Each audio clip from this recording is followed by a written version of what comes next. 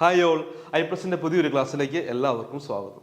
Okay, അപ്പോൾ നമ്മൾ ഇന്നത്തെ ക്ലാസ്സിൽ ഡിസ്കസ് ചെയ്യാൻ പോകുന്ന പാർട്ടുകൾ ഇൻക്വയറി, ഇൻസ്പെക്ഷന്, സൂപ്പർവിഷൻ തുടങ്ങിയ ആ ഒരു ഏരിയാസ് ആണ് നമ്മൾ ഇന്നത്തെ ക്ലാസ്സിൽ നമ്മൾ ഡിസ്കസ് ചെയ്യാൻ പോകുന്നത്. വളരെ പ്രധാനപ്പെട്ട ഒരു ഏരിയ ആണ്. എന്താണ്, ഒരു റാങ്ക് മേക്കിംഗ് ആയിട്ടുള്ള ഏരിയ എന്ന് നമുക്ക് പറയാം അല്ലേ? ശരിയല്ലേ?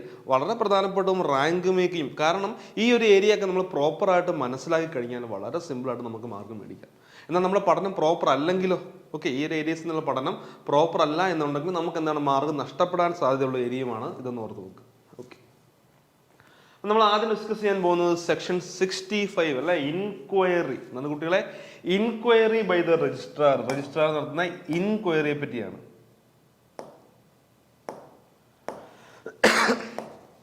ഓക്കെ, ഇപ്പോൾ ഓർത്ത് വെക്കുക, നമ്മൾ ആദ്യം തന്നെ ഓർക്കേണ്ട ഒരു കാര്യമുണ്ട് കേട്ടോ. ഈ ഇൻക്വയറിയും അതുപോലെ തന്നെ എൻക്വയറിയും അല്ലെ, നമ്മളെപ്പോഴും എന്താണ് പൊതുവേ ഇത് രണ്ടും ഒരുമിച്ചാണ് യൂസ് ചെയ്യുന്നതെങ്കിലും എൻക്വയറി ENQUIRY, പിന്നെ നമ്മളിവിടെ പഠിക്കുന്ന ഇൻക്വയറിയാണ് INQUIRY ആണ് കേട്ടോ. ഇൻക്വയറിയാണ്. അപ്പോൾ ഇൻക്വയറി ബൈ ദ രജിസ്ട്രാർ. അപ്പോൾ നമുക്ക് നോക്കിയാലോ, നമ്മൾ സാധാരണ ഇപ്പോൾ ഹോസ്പിറ്റലിൽ പോകുന്നു, അല്ലെങ്കിൽ നമ്മൾ വലിയൊരു ഹോട്ടലിൽ പോകുന്നു, അവിടെയൊക്കെ എന്താണ് ഒരു എൻക്വയറി കൗണ്ടർ ഉണ്ടാവും അല്ലെ, അന്വേഷണങ്ങൾ എന്ന് എഴുതി വെച്ചിട്ടുണ്ട്. ശരിയല്ല? നിങ്ങൾ കണ്ടില്ല അന്വേഷണങ്ങൾ? ഇപ്പം എന്താണ് നമ്മുടെ സംശയം എന്താണ് ജസ്റ്റ് ഒന്ന് ചോദിക്കാൻ വേണ്ടി അല്ലേ. അതായത് എന്താണ് enquiry means to ask question അല്ലേ. നമ്മളിപ്പോൾ ഹോസ്പിറ്റലിൽ പോയിട്ട് എന്താണ് നമ്മുടെ ഇന്ന റൂം എവിടെയാണ്, എന്താണ് ഈ പേഷ്യൻ്റ്, നമ്മുടെ പേഷ്യൻ്റെ പേര് പറയുന്നത് ഏത് റൂമിലാണെന്ന് ചോദിച്ചു, ജസ്റ്റ് ഒരു അന്വേഷണം മാത്രമാണ്.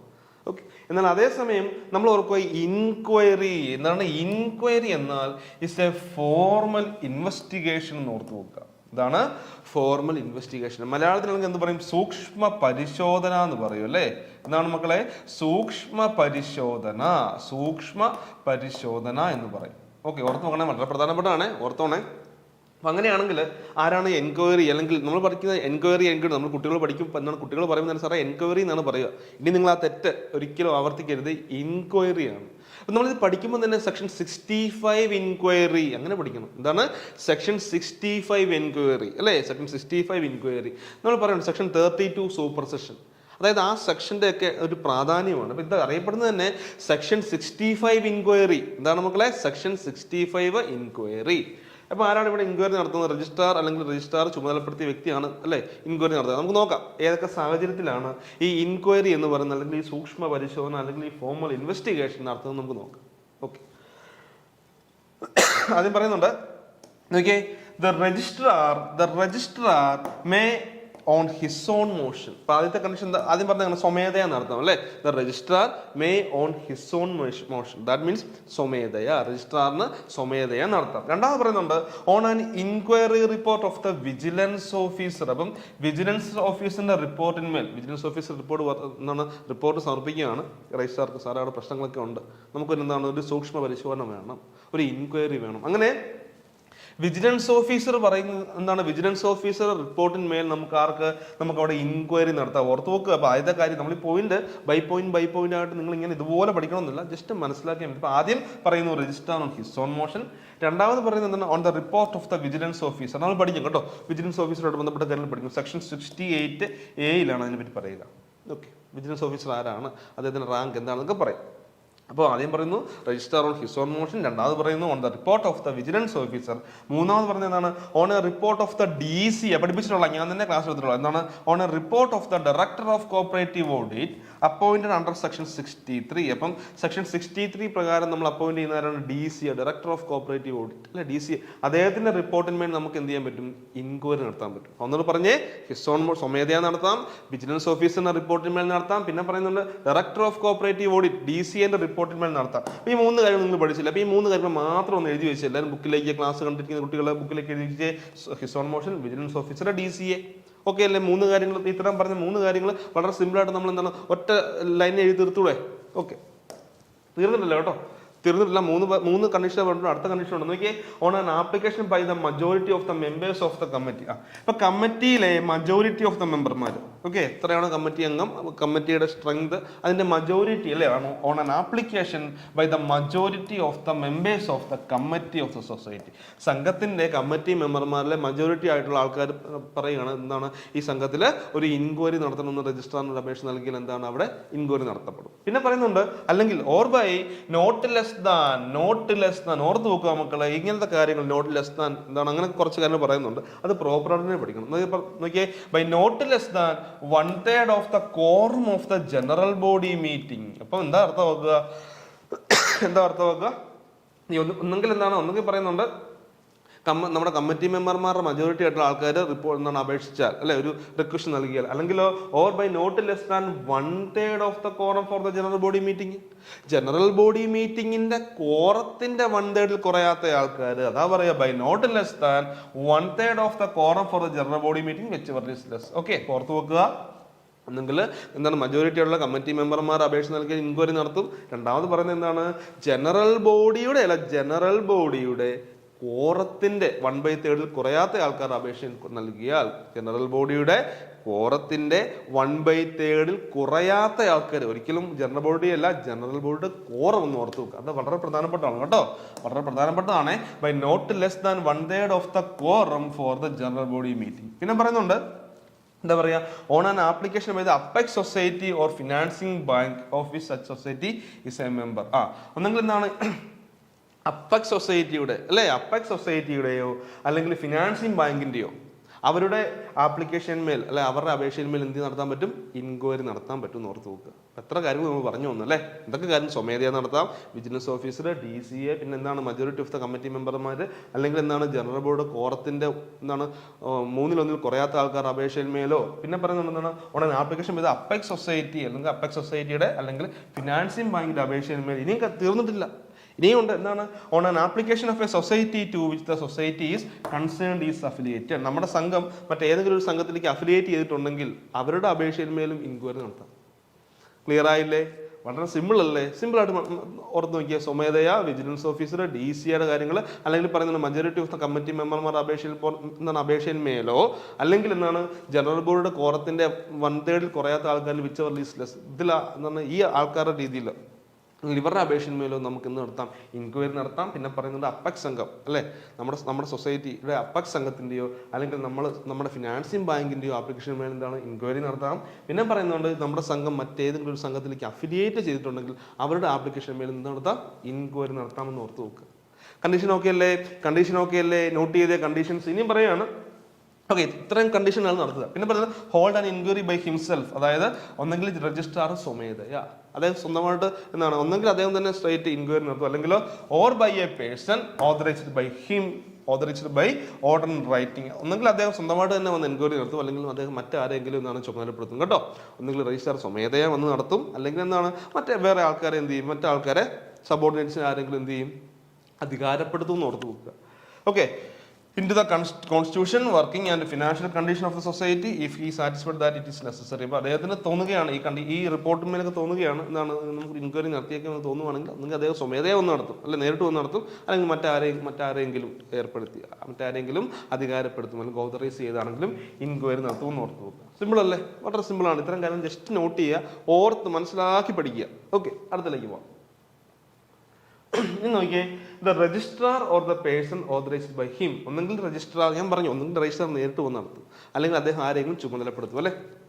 പറയുന്നതാണ് the registrar or the person authorised by him under subsection 1 shall for the purpose of an enquiry under this section have the following powers. അപ്പം ഈ എൻക്വയറിക്ക് വേണ്ടി സംഘത്തിൽ വരുന്നത് ഒന്നെങ്കിൽ രജിസ്ട്രാറിന് നേരിട്ട്, അല്ലെങ്കിൽ വേറെ ഒരാളെ ഏർപ്പെടുന്നു പറഞ്ഞു, വീണ്ടും എന്താണ് നമ്മൾ പറയുകയാണ്, ഓർത്ത് വെക്കുക. ഓക്കെ, രജിസ്ട്രാർ മാത്രമല്ല, രജിസ്ട്രാറിന് മറ്റൊരാളെ അധികാരപ്പെടുത്താം. അപ്പൊ അങ്ങനെ വരുന്ന ആൾക്കാർക്ക്, അല്ലെ, ഒന്നെങ്കിൽ രജിസ്ട്രാർ അല്ലെങ്കിൽ രജിസ്ട്രാർ ഓതറൈസ് ചെയ്ത വ്യക്തിക്ക് എന്തുണ്ട്, ഈ താഴെ പറയുന്ന പവറുകളുണ്ട്, അധികാരങ്ങളുണ്ട്. നോക്കാം എന്തൊക്കെയാണ്. നോക്കിയേ, ഹി ഷാൾ, അല്ലെ, പറയാണ്, he shall at all reasonable times have free access to the books, accounts, documents, securities, cash and other properties belonging to or in the custody of the society, and may summon any person in possession of or responsible for the custody of any such books, accounts, documents, securities, cash or other properties to produce the same at any place at the headquarters of the society, അല്ലെങ്കിലോ or at any branch thereof where there is no working office for the society, at the office of the registrar or at the office of his subordinate officer. എന്താ പറയുക, ഇപ്പൊ എൻക്വയറിക്ക് വേണ്ടി ഒന്നെങ്കിൽ registrar വരും, അല്ലെങ്കിൽ registrar authorise ചെയ്ത വ്യക്തി വരും അല്ലേ. അപ്പൊ ഇവർക്ക് എന്താണ് വളരെ വലിയൊരു പവർ ഉണ്ടെന്ന് ഓർത്ത് നോക്കുക. എന്തിനൊക്കെയുള്ള പവറാണ് അല്ലേ? Reasonable time, that means office time അല്ലേ. റീസണബിൾ ടൈംസിന് സംഘത്തിൽ വന്നിട്ട് സംഘത്തിന്റെ എല്ലാ ബുക്കുകൾ, സെക്യൂരിറ്റീസ്, ക്യാഷ് ബാലൻസ് തുടങ്ങിയ കാര്യങ്ങൾ പരിശോധിക്കാനുള്ള ഒരു അധികാരമുണ്ട്. അറ്റ് ഫ്രീ ഓഫ് കോസ്റ്റ്, പൈസ ഒന്നും തരേണ്ട കാര്യമില്ല.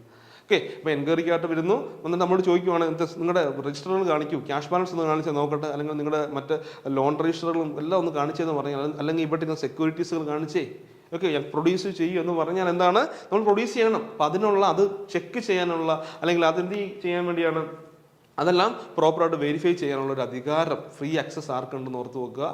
ഈ രജിസ്ട്രാറിനോ അല്ലെങ്കിൽ രജിസ്ട്രാർ ഓതറൈസ് ചെയ്ത് എൻക്വയറിക്ക് വേണ്ടി വരുന്ന ആളിനോ ഉണ്ടെന്ന് ഓർത്ത് നോക്കുക.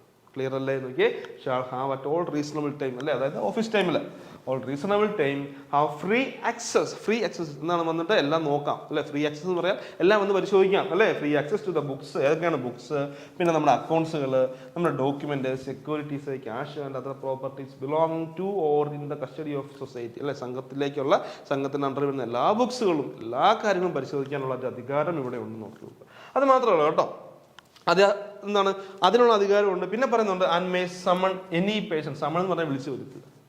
And may summon any person in possession of or responsible for the custody of any such books. അതായത് ഇപ്പോൾ ഒരു ക്യാഷ് ബുക്ക്, അല്ലെങ്കിൽ ഒരു ഡിനോമിനേഷൻ രജിസ്റ്റർ, അല്ലെങ്കിൽ നമ്മൾ സ്ക്രോള്, ഇപ്പോൾ ഇത് എന്താണ്, ഇതെല്ലാം ക്യാഷിൻ്റെ അണ്ടർ കസ്റ്റഡി വരുന്നതല്ലേ. അല്ലെങ്കിൽ എന്താണ് ലോൺ രജിസ്റ്ററുകൾ ആരുടെ അണ്ടർ കസ്റ്റഡിയാണ്, അത് ആ ഡിസ്പേസിംഗ് ഓഫീസിൻ്റെ അണ്ടർ കസ്റ്റഡിയാണ്. അല്ലെങ്കിൽ മിനിറ്റ്സ് ബുക്ക്, അതൊക്കെ സെക്രട്ടറിയുടെ ഒക്കെ അണ്ടർ കസ്റ്റഡി വരുന്നതാണ്. അപ്പോൾ എന്താണ്, ഇതെടുത്തിട്ട് എന്താണ് ആ ബുക്കും അതുപോലെ തന്നെ ആ ബുക്കുമായിട്ട് ബന്ധപ്പെട്ട ആൾക്കാരെ വിളിച്ച് ചോദ്യം ചെയ്യാനുള്ള അധികാരവും ആർക്കുണ്ട്, ഈ ഓഫീസർക്കുണ്ടെന്ന് ഓർത്ത് നോക്കുക അല്ലേ. രജിസ്ട്രാറിനോ അല്ലെങ്കിൽ രജിസ്റ്റർ ഓതറൈസ് ചെയ്ത വ്യക്തിക്ക്. ഇപ്പോൾ എന്താണ്, നമ്മുടെ ഈ വ്യക്തി, ഈ എൻക്വയറിക്ക് വേണ്ടി വരുന്ന വ്യക്തി ഏതാണ്, നമ്മൾ ക്യാഷ് ബുക്ക് പരിശോധിക്കുകയാണ് ബാങ്ക് അല്ലേ. സംഘത്തിലെ ക്യാഷ് ബുക്ക് പരിശോധിച്ചു, എന്തെങ്കിലും സംശയം ഉണ്ടെങ്കിൽ ഇതുമായിട്ട് ബന്ധപ്പെട്ട, അല്ലെങ്കിൽ ഇതിൻ്റെ കൈവശമുള്ള അല്ലേ, ഇത് ആരുടെ ഉത്തരവാദിത്തം വരുന്നതാണോ ആ വ്യക്തി. അപ്പോൾ സാറിന് ക്യാഷ് ബുക്ക് ക്യാഷറിനെ വിളിച്ച് വരുത്തി ചോദ്യം ചെയ്യാം. ഇതെന്താണ്, ഇതിൽ ഒരു കൺഫ്യൂഷൻ ഉണ്ടല്ലോ, ഇത് പ്രോപ്പർ അല്ലല്ലോ എന്നൊക്കെ ചോദ്യം ചെയ്യാനുള്ള ഒരു അധികാരം എന്താണ് ഈ സെക്ഷനുമായിട്ട് ബന്ധപ്പെട്ട് വരുന്നതാണെന്ന് ഓർത്തു പോകും.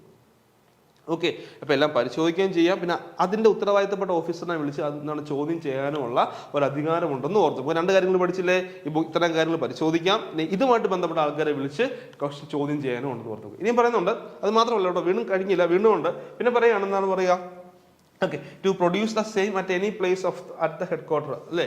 നമ്മുടെ ഈ എൻക്വയറി ഓഫീസറിന് എന്ത് ചെയ്യാൻ പറ്റും, ഒന്നുകിൽ ഹെഡ് ക്വാർട്ടർ അല്ലെ, നമ്മുടെ ഹെഡ് ഓഫീസിൽ വന്നിട്ട് എല്ലാം ചെക്ക് ചെയ്യാം. ബ്രാഞ്ചുകാരെ വിളിക്കാം, ഒരു HOI വന്നിട്ട് പറയണം, ബ്രാഞ്ചുകാരെ വിളിച്ചിട്ട് പറയണം ആ ബുക്സ് കൊണ്ടുവരൂ, ആ ബുക്സ് കൊണ്ടുവരും. അപ്പോൾ ബ്രാഞ്ചിരിക്കുന്നത് പറയാം, അതിൻ്റെ ആവശ്യമില്ല, നിങ്ങൾ വേണം ഇവിടെ വന്ന് പരിശോധിക്കണം. അങ്ങനെ പറയാൻ പറ്റുമോ? അങ്ങനെ പറയാൻ പറ്റില്ല, അങ്ങനെ പറയാൻ പറ്റില്ല. ഇപ്പം നമ്മുടെ ഈ എൻക്വയറിയുമായിട്ട് ബന്ധപ്പെട്ട ഒരാൾ വന്ന് ഇപ്പോൾ ഹെഡ് ക്വാർട്ടറിൽ ഇരുന്നിട്ട് അല്ലെ, ഹെഡ് ഓഫീസിൽ ഇരുന്നിട്ട് പറയുകയാണ് എന്താണ്, ഇത്ര ബ്രാഞ്ചിലെ ബുക്സുകളെല്ലാം കൊണ്ടുവരാൻ പറയാൻ, നമ്മളത് കൊണ്ടു കൊടുക്കാൻ ബാധ്യസ്ഥനാണ്. അത് മാത്രമല്ല എന്താണ്, ഇദ്ദേഹത്തിന് എവിടെ വേണമെന്ന് പരിശോധിക്കാം, ഒന്നുകിൽ ഹെഡ് ഓഫീസിൽ നിന്ന് പരിശോധിക്കാം, അല്ലെങ്കിൽ ബ്രാഞ്ചസിൽ വന്ന് പരിശോധിക്കാം. അപ്പോൾ ബ്രാഞ്ച് വരുമ്പോൾ പറയുകയാണ് നിങ്ങൾ HOI പോയി പരിശോധിക്കുമെന്ന് പറയാൻ പറ്റില്ല, ഹെഡ് ഓഫീസിൽ ഇരുന്ന് പരിശോധിക്കാം, പിന്നെ ബ്രാഞ്ചസിലിരുന്ന് പരിശോധിക്കാം. ഇനിയിപ്പോൾ നമ്മുടെ എന്താണ് ബ്രാഞ്ചും ഹെഡ് ഓഫീസൊന്നും വർക്കിംഗ് അല്ല എന്നുണ്ടെങ്കിൽ ഇദ്ദേഹത്തിൻ്റെ ഓഫീസിൽ നിന്ന് പരിശോധിക്കാം. അവിടെ നിന്ന് വിളിച്ച് വരുത്തിയാൽ മതി അല്ലേ. ഇന്ന ബാങ്കിൽ വിളിച്ചിട്ട് നിങ്ങൾ ഇന്ന ബുക്സ് കൊണ്ടുവരൂ, ഇന്ന എന്താണ് പറയുക, ഈ പറഞ്ഞ അക്കൗണ്ട്സുകൾ കൊണ്ടുവരും എന്നൊക്കെ പറഞ്ഞാൽ എന്താണ്, അവിടെ കൊടുക്കാൻ നമ്മൾ ബാധ്യസ്ഥരാണെന്ന് ഓർത്ത് വെക്കുക. അപ്പം വേണമെങ്കിൽ ഹെഡ് ക്വാർട്ടറിൽ നിന്ന് പരിശോധിക്കാം, ഏത് ബ്രാഞ്ചിൽസ് വേണമെങ്കിലും എന്താണ് കയറി ചെയ്ത് പരിശോധിക്കാം. ഇനി നമ്മുടെ ഹെഡ് ക്വാർട്ടറും ബ്രാഞ്ചിൽ വർക്കിംഗ് ആണെന്ന് വിചാരിച്ചു, അങ്ങനെ വർക്കിംഗ് അല്ല എന്നുണ്ടെങ്കിൽ അദ്ദേഹത്തിൻ്റെ സ്വന്തം ഓഫീസിൽ ഇരുന്നോ, അല്ലെങ്കിൽ അദ്ദേഹത്തിൻ്റെ സബോർഡിനേറ്റിൻ്റെ ഓഫീസിൽ ഇരുന്നോ വന്ന് പരിശോധിക്കാം അല്ലേ. ഈ നമ്മുടെ ബാങ്കുകാരെ വിളിച്ച് വരുത്തിയാൽ മതി. ഈ ബാങ്കുകാരെ വിളിച്ച് വരുത്തി പരിശോധിക്കാനുള്ള ഒരു പവർ ഉണ്ടെന്ന് ആലോചിച്ച്. ഇപ്പം എന്തേരം പവറാ അല്ലേ, എന്തേരം അധികാരമാണ്. ബുക്സ് പരിശോധിക്കാം, അതുകൊണ്ട് ബന്ധപ്പെട്ട ആൾക്കാരെ വിളിച്ച് വരുത്തി ചോദ്യം ചെയ്യാം, ബ്രാഞ്ചിൽ നിന്ന് പരിശോധിക്കാം, നമുക്ക് ഹെഡ് ഓഫീസിൽ നിന്ന് പരിശോധിക്കാം. ഈ ഹെഡ് ഓഫീസും ബ്രാഞ്ചും വർക്കിംഗ് അല്ല എന്നുണ്ടെങ്കിൽ അദ്ദേഹത്തിൻ്റെ സ്വന്തം ഓഫീസിൽ നിന്ന് പരിശോധിക്കാം, അല്ലെങ്കിൽ അദ്ദേഹത്തിൻ്റെ കീഴുദ്യോഗസ്ഥന്മാരുടെ ഓഫീസിൽ വന്നിരുന്നും പരിശോധിക്കാം. നേരെ പവറാന്ന് ആലോചിച്ച് നോക്കാം കേട്ടോ. ഓക്കെ, ക്ലിയർ ആയെന്ന് വിചാരിക്കുന്നു, എല്ലാവരും മനസ്സിലായെന്ന് വിചാരിക്കുന്നു. ഓക്കെ, ഇനി അത് മാത്രമല്ല, നോക്കിയാൽ he may summon any person who he has reason to believe has knowledge of any of the affairs of the society to appear before him at any place at the head quarter of society or any branch thereof and may examine such person on oath. എന്താ അർത്ഥം നോക്കുക, എന്താ ആലോചിച്ച് നോക്കി. അതായത് എന്താണ്, ഈ എൻക്വയറിയുമായിട്ട് ബന്ധപ്പെട്ട ഓഫീസർ, ദാറ്റ് മീൻസ് ഒന്നുകിൽ രജിസ്ട്രാർ അല്ലെങ്കിൽ രജിസ്ട്രാർ ഓതറൈസ് ചെയ്ത വ്യക്തി. ഈ വ്യക്തിക്ക് ആരെ വേണമെങ്കിലും, അതായത് ഇദ്ദേഹത്തിന് തോന്നുവാണ് ഈ സംഘത്തിലെ ഇന്ന മെമ്പർമാർക്ക് ഇതിനെപ്പറ്റി അറിവുണ്ടായിരിക്കാം അല്ലേ. അതാ പറയാം, he may summon any person അല്ലേ, ആരെ വേണമെങ്കിലും വിളിച്ചിറങ്ങി. May summon any person who he has reason to believe has knowledge. അപ്പോൾ ഇദ്ദേഹത്തിന് തോന്നുവാണ് എന്താണ്, അതായത് ഈ സംഘവുമായിട്ട് ബന്ധപ്പെട്ട എന്തെങ്കിലും കാര്യങ്ങൾ ചോദിച്ചറിയാൻ വേണ്ടി അല്ലേ, നമ്മുടെ എൻക്വയറി ഓഫീസർ തോന്നുകയാണ് ഈ വ്യക്തിക്ക് ഇതിനെപ്പറ്റി എന്തെങ്കിലും അറിവുണ്ടായിരിക്കാം. ഓക്കെ, അങ്ങനെ ഇദ്ദേഹത്തിന് തോന്നുന്ന ആരെ വേണമെങ്കിലും വിളിച്ചു വരുത്തി ചോദ്യം ചെയ്യാം. സംഘവുമായിട്ട് ബന്ധപ്പെട്ട കാര്യങ്ങളെപ്പറ്റി അറിയാവുന്ന ആരെ വേണമെങ്കിലും വിളിച്ചു വരുത്തി ചോദ്യം ചെയ്യാനുള്ള അധികാരം ഉണ്ടെന്ന് ഓർത്ത് വെക്കുക. അതാ പറയാ he may summon any person who he has reason to believe has knowledge of any of the affair of the society. അപ്പോൾ സംഘത്തിലെ എന്തെങ്കിലും കാര്യങ്ങൾ എന്താണ് അറിയാവുന്ന ആൾക്കാർ, ഇപ്പോൾ നമ്മുടെ ജീവനക്കാരായിരിക്കണമെന്നില്ല, അല്ലെങ്കിൽ നമ്മുടെ കമ്മിറ്റിക്കാരായിരിക്കണമെന്നൊന്നുമില്ല, പുറത്തുള്ള അല്ലെങ്കിൽ നമ്മുടെ മറ്റ് മെമ്പർമാർ കസ്റ്റമേഴ്സിനെ വിളിച്ച് വരുത്തി ഇദ്ദേഹത്തിന് ചോദ്യം ചെയ്യാം. ഇദ്ദേഹത്തിന് തോന്നുവാണ് അദ്ദേഹത്തിന് കുറച്ച് കാര്യങ്ങൾ അറിയാമെന്ന് ഇദ്ദേഹത്തിന് തോന്നുകയാണെങ്കിൽ ആ വ്യക്തിയെയും വിളിച്ച് ചോദ്യം ചെയ്യാം. അല്ലെങ്കിൽ ഹെഡ് ക്വാർട്ടറിലോ അല്ലെങ്കിൽ എവിടെ വേണമെങ്കിലും വിളിച്ച് ചോദ്യം ചെയ്യാനുള്ള അധികാരമുണ്ടെന്ന് ഓർത്ത് നോക്കുക. To appear before him at any place at the head quarter of society or any branch thereof, അല്ലേ, നിങ്ങൾ നമ്മുടെ ഹെഡ് ഓഫീസിലോ അല്ലെങ്കിൽ ഏതെങ്കിലും ബ്രാഞ്ചസിലോ വിളിച്ച് വരുത്തി ചോദ്യം ചെയ്യാം. ഇപ്പം റൈഷാൻ എന്താണ് അദ്ദേഹത്തിന് ചുമ്മാ വിളിച്ച് ചെയ്യാൻ പറ്റത്തില്ല, അദ്ദേഹത്തിന് തോന്നണം, അദ്ദേഹത്തിന് അറിയണം, അല്ലേ, he has reason to believe. അദ്ദേഹത്തിന് എന്താണ് വിശ്വാസം ഉണ്ടായിരിക്കണം ആ വ്യക്തിക്ക് അല്ലെങ്കിൽ ഏതൊരു വ്യക്തിക്ക് ഈ സംഘത്തിലെ കാര്യങ്ങൾ അറിയാം, അതുകൊണ്ട് അദ്ദേഹത്തെ കൂടെ വിളിച്ച് ചോദ്യം ചെയ്യാമെന്നുള്ള ഒരു ഉത്തമ വിശ്വാസം ഉണ്ടെങ്കിൽ ആ വ്യക്തി ആരെ വേണമെങ്കിലും വിളിച്ച് ചോദ്യം ചെയ്യാം. എന്താണ് അവിടെ നല്ലൊരു പവറാണെന്ന് ഓർത്ത് നോക്കുക. അടുത്ത പറയുകയാണ് he may notwithstanding any rule or bylaw specifying the period of notice for a general body meeting of society himself call a general body meeting or require the president or secretary the society to call a general body meeting at any time and place at the headquarters of the society or any branch thereof to determine such matters as may be directed by him. അപ്പോൾ നമ്മുടെ സംഘത്തിന്റെ ബൈലോയിൽ, നമ്മുടെ acting റൂളിൽ നിന്നൊക്കെ നമ്മുടെ ബൈലോയിലൊക്കെ പറയും സാധാരണ പറയും അല്ലേ, ജനറൽ ബോഡി പൊതുയോഗത്തിന് ഇത്ര നാൾ മുമ്പ് നമ്മൾ നോട്ടീസ് കൊടുക്കണം, അല്ലെങ്കിൽ ഇത്ര നാൾ മുമ്പ് കുറേ കാര്യങ്ങൾ ചെയ്യണം എന്നൊക്കെ പറഞ്ഞിട്ടുണ്ട്. അപ്പോൾ ഇവിടെ ഈ ഇദ്ദേഹത്തിന്റെ മറ്റൊരു പവറാണ് ആരുടെ, നമ്മുടെ എൻക്വയറി ഓഫീസറിന്റെ മറ്റൊരു പവർ പറയുകയാണ് ആക്ടിലും റൂളിലും ബൈലോയിലും ഒക്കെ എന്താണ് ജനറൽ ബോഡി മീറ്റിംഗിന് ഇത്ര നാൾ മുമ്പ് നോട്ടീസ് അയക്കണം, ഇങ്ങനെ നടത്താമെന്നൊക്കെ പറഞ്ഞിട്ടുണ്ടെങ്കിൽ, ഓക്കെ അങ്ങനെ പറഞ്ഞിട്ടുണ്ടെന്ന് വിചാരിച്ചോ, അങ്ങനെ എന്ത് തന്നെ പറഞ്ഞാലും എന്താണ് ഇദ്ദേഹത്തിന് തോന്നുകയാണ് പെട്ടെന്നൊരു ജനറൽ ബോഡി മീറ്റിംഗ് വിളിച്ച് ചേർക്കണം. ആർക്ക്, നമ്മുടെ എൻക്വയറി ഓഫീസറിന് തോന്നുകയാണ് പെട്ടെന്നൊരു ജനറൽ ബോഡി മീറ്റിംഗ് വിളിച്ച് ചേർക്കണം. ഓക്കെ, അങ്ങനെ അദ്ദേഹത്തിന് തോന്നുകയാണെങ്കിൽ അദ്ദേഹത്തിന് മറ്റൊന്നും നോക്കേണ്ട കാര്യമില്ല, അദ്ദേഹത്തിന് ജനറൽ ബോഡി മീറ്റിംഗ് വിളിക്കാനുള്ളൊരു അധികാരമുണ്ട്.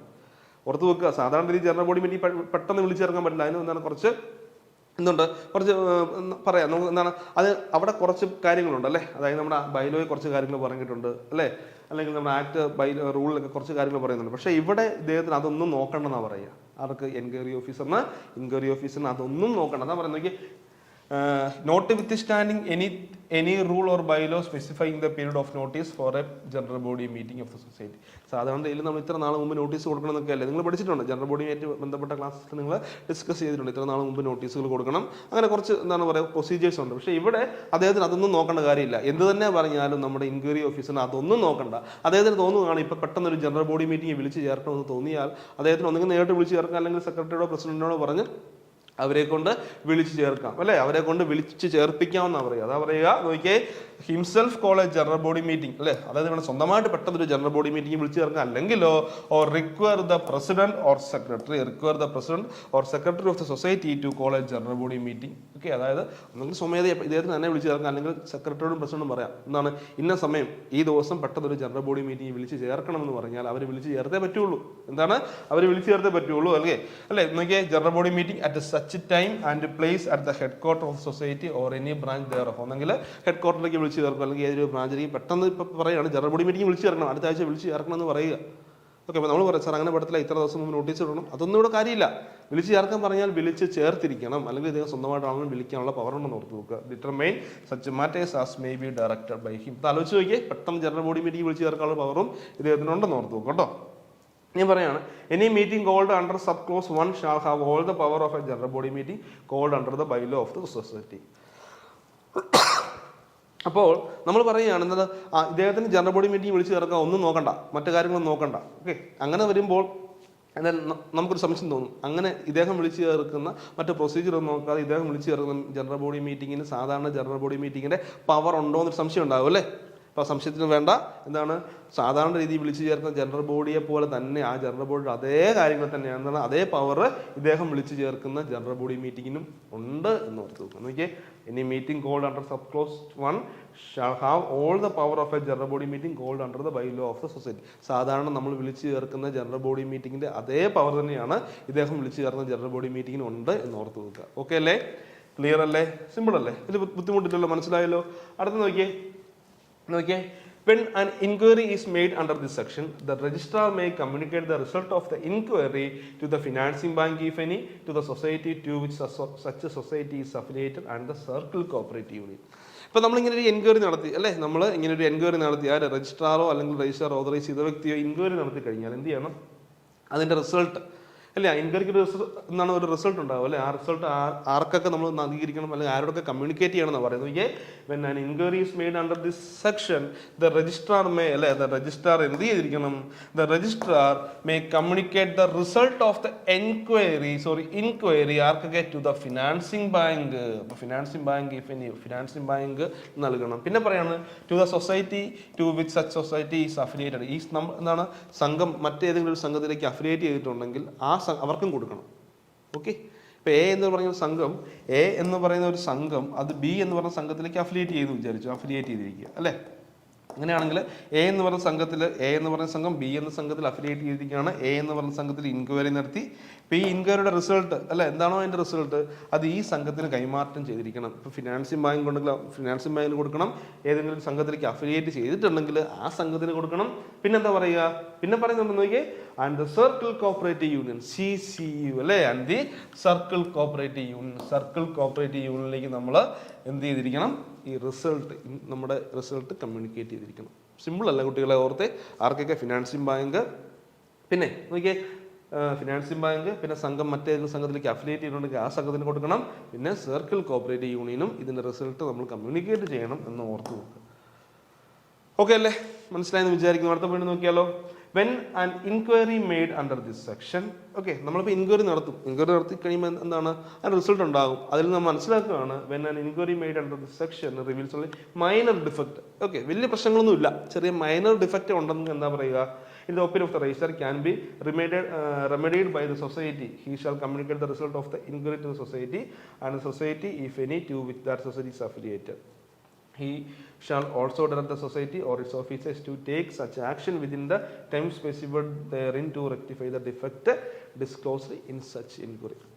അപ്പോൾ ഇൻക്വയറിയുടെ റിസൾട്ട് എന്ത് പറഞ്ഞാലും നമ്മൾ എന്ത് കൊടുക്കണം, നമ്മൾ സംഘത്തിനോട് പറയണം അല്ലെ. ഏത് സംഘത്തിനാണോ ഇൻക്വയറി നടത്തുക ആ സംഘത്തിനോട് പറയണം. ഇനി ഇവിടെ എന്താണ്, വളരെ ചെറിയ പ്രശ്നങ്ങളേ ഉള്ളൂ, മൈനർ ഡിഫക്റ്റുകൾ, വലിയ പ്രശ്നങ്ങളില്ല, ചെറിയ മൈനർ ഡിഫക്റ്റ് ഉള്ളെങ്കിൽ എന്ത് ചെയ്യുക, ഇദ്ദേഹം ഈ സംഘത്തിനോടും പിന്നെന്താണ് ഈ സംഘം അഫിലിയേറ്റ് ചെയ്തിട്ടുള്ള സംഘത്തിനോടൊക്കെ പറഞ്ഞിട്ട് പറയും എന്താണ്, നിങ്ങൾ എത്രയും പെട്ടെന്ന് തന്നെ ഈ എന്താണ് പറയുക, ഈ കാര്യങ്ങളിലെ ഈ ഡിഫക്റ്റ് നിങ്ങൾ റെക്ടിഫൈ ചെയ്യണമെന്ന് പറയും. എന്ത് പറയും, ഈ ഡിഫക്റ്റുകൾ എത്രയും പെട്ടെന്ന് നിങ്ങൾ പരിഹരിക്കണം, ഈ പ്രശ്നങ്ങൾ ഈ ഡിഫക്റ്റ് എത്രയും പെട്ടെന്ന് പരിഹരിക്കണം എന്ന് പറഞ്ഞിട്ട് ഒരു ടൈം ലിമിറ്റ് കൊടുക്കും. അതാ പറയുക when an enquiry made under this section reveals only minor defect അല്ലേ. അത് ഓർത്ത് വെക്കണം മക്കളെ, കാരണം ഇവിടെ വീണ്ടും അടുത്ത പോയിന്റ് നമുക്ക് ഡൗട്ട് വരും. മൈനർ ഡിഫക്റ്റ് ആണെന്ന് വിചാരിച്ചു നോക്കിയേ, റിവീൽസ് ഓൺലി മൈനർ ഡിഫക്റ്റ് ആണ്, only minor defect in the opinion of the registrar can be remedied by the society. Okay, അതായത് ഇതിന്റെ ഒന്നുമാണ്, ഇത് വലിയ പ്രശ്നമില്ല, മൈനർ ഡിഫക്റ്റ് ഉള്ളൂ, ഈ സംഘത്തിന് തന്നെ ഇത് റെക്ടിഫൈ ചെയ്യാം അല്ലേ, സംഘത്തിന് തന്നെ ഈ പ്രശ്നം പരിഹരിക്കാന്ന് എന്നാണ് അദ്ദേഹത്തിന് തോന്നുകയാണെങ്കിൽ എന്ത് ചെയ്യും, he shall communicate the result of enquiry to the society and the society if any to which that society is affiliated. അപ്പോൾ ഈ സംഘത്തിനോടും പറയും, ഈ സംഘം മറ്റേതെങ്കിലും സൊസൈറ്റിയിൽ അഫിലിയേറ്റ് ചെയ്തിട്ടുണ്ടെങ്കിൽ അവരോടും പറയും അല്ലേ. എന്നിട്ട് ഇദ്ദേഹം എന്ത് പറയും, he shall also direct the society, എന്ത് ചെയ്യും, he shall also direct the society or its officers, ഒന്നെങ്കിൽ സൊസൈറ്റിയോട് അല്ലെങ്കിൽ അതിൻ്റെ ഓഫീസർ പറയുന്നതാണ് to take such action within the time specified in there. അതായത് പറയും ഇത്ര സമയത്തിനകം എന്ത് ചെയ്തിരിക്കണം, ഈ ഡിഫക്റ്റ് നിങ്ങൾ റെക്ടിഫൈ ചെയ്യണം, ഇത്ര ദിവസത്തിനകം നിങ്ങൾ ഈ ഡിഫക്റ്റ് റെക്ടിഫൈ ചെയ്യണം എന്ന് പറയുക. Defect disclosed in such inquiry, ഈ ഇൻക്വയറിയിലുള്ള ഡിഫക്റ്റ് നിങ്ങൾ എത്രയും പെട്ടെന്ന് നിങ്ങൾ റെക്ടിഫൈ ചെയ്യണം. എവിടെ, മൈനർ ഡിഫക്റ്റ് ആണ് കേട്ടോ, ഓർക്കണേ, മൈനർ, വലിയ പ്രശ്നമില്ല, ചെറിയ പ്രശ്നമുള്ളൂ, മൈനർ പ്രശ്നമാണെങ്കിൽ അങ്ങനെ പറയും അല്ലേ. ഇനി അടുത്ത് നോക്കിയേ, ദ ഇൻക്വയറി നമുക്കും എന്താണ് എപ്പോഴും നമ്മൾ ഓർക്കും അല്ലെ, എൻക്വയറി നോക്കിയേ, the inquiry under this section shall be completed within a period of 6 months. സാധാരണ രീതിയിൽ ഓർത്ത് നോക്കണം, ഇന്ന് വളരെ പ്രധാനപ്പെട്ട കേട്ടോ. സാധാരണ രീതിയിൽ ഇൻക്വയറി എന്ന് പറഞ്ഞ പ്രോസസ്സ് അല്ലെങ്കിൽ ആ ഒരു പ്രൊസീജിയർ എന്താണ്, കംപ്ലീറ്റ് ചെയ്യേണ്ട എത്ര നാളുകമാണ്, the inquiry under the section shall be completed within a period of 6 months. മക്കളെ പഠിച്ചോണേ, സാധാരണ രീതിയിൽ ഇൻക്വയറി നമ്മൾ കംപ്ലീറ്റ് ചെയ്യേണ്ടത് 6 മാസത്തിനകമാണ്. എത്ര നാളുകമാണ്, 6 മാസത്തിനാണ്. എന്താ പറയുക, the inquiry under this section shall be completed within a period of 6 months, which period may at the discretion of the registrar and for reasons to be recorded in writing be extended from time to time. So however that the aggregate period, അപ്പം സാധാരണ എത്രയാണ് മക്കളെ, 6 മാസത്തിനകം complete ചെയ്യണം. സാധാരണ 6 months, 6 മാസത്തിനകം complete ചെയ്യണം. വേണമെങ്കിൽ എന്താണ്, രജിസ്റ്ററാണെന്ന് തോന്നുവാണ് 6 മാസം കൊണ്ട് തീരില്ല. ഓക്കെ, ഒരുപാട് പ്രശ്നങ്ങളുണ്ട്, ഒരുപാട് കാര്യങ്ങൾ ചെയ്യാനുണ്ട് അല്ലേ, 6 മാസം കൊണ്ട് തീരില്ല, അല്ലെങ്കിൽ ഒരുപാട് കാര്യങ്ങൾ ചെയ്യാനുണ്ടെന്ന് ഇദ്ദേഹത്തിന് തോന്നുകയാണെങ്കിൽ എന്ത് ചെയ്യാൻ പറ്റും, നോക്കിയേ be extended from time to time. അതായത് നമുക്ക് വേണമെങ്കിൽ എക്സ്റ്റെൻഡ് ചെയ്ത് കൊടുക്കാം, കുറച്ച് നാളോടെ എക്സ്റ്റെൻഡ് ചെയ്യാം. പക്ഷേ അവിടെ അടുത്ത കണ്ടീഷൻ പറയുന്നുണ്ട്, എന്ത് സംഭവിച്ചാലും അല്ലേ, എത്രയാണെങ്കിലും എന്താണ് നോക്കിയേ, ദാറ്റ് ദ അഗ്രിഗേറ്റ് പീരീഡ് എത്രയാണ്, shall not be in any way exceed 1 year. Okay, exceed not in any way exceed 1 year. That means extend ചെയ്ത് കൊടുക്കാം, പക്ഷെ മാക്സിമം എന്താണ്, 1 വർഷത്തിൽ കൂടാൻ പറ്റില്ല. അപ്പോൾ മാക്സിമം എത്രയാണ്, 1 year. അഗ്രിഗേറ്റ് പീരീഡ് എന്ന് പറയുന്നത് 1 year ആണെന്ന് ഓർത്ത് നോക്കുക.